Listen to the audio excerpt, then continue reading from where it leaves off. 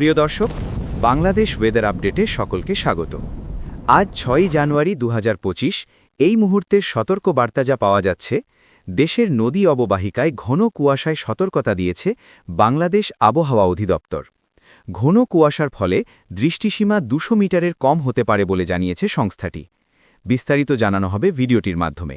শেষ পর্যন্ত দেখুন। নতুন হলে চ্যানেলটি সাবস্ক্রাইব করুন নিয়মিত খবর পাওয়ার জন্যে। কোথা থেকে দেখছেন আমাদের কমেন্ট করে জানান। গুরুত্বপূর্ণ খবর সকলকে অবশ্যই শেয়ার করে জানিয়ে দিন। প্রিয় দর্শক, আবহাওয়া অফিস জানায় দুপুর ১টার মধ্যে দেশের নদী অববাহিকায় মাঝারি থেকে ঘন কুয়াশার কারণে দৃষ্টিসীমা ২০০ মিটার বা কোথাও কোথাও এর চেয়ে কম হতে পারে।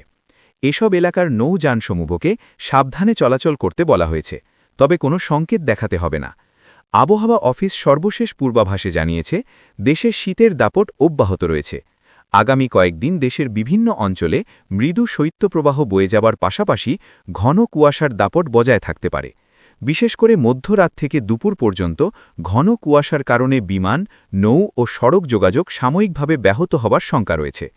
এছাড়া পাবনা, সিরাজগঞ্জ, যশোর, কুষ্টিয়া, কুমিল্লা, মৌলভীবাজার ও সিলেট জেলার ওপর দিয়ে বর্তমানে মৃদু শৈত্যপ্রবাহ বয়ে যাচ্ছে এবং তা অব্যাহত থাকতে পারে।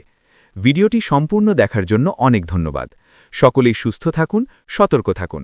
চ্যানেলটি সাবস্ক্রাইব করে রাখুন নিয়মিত আবহাওয়ার খবর সবার আগে পাওয়ার জন্যে।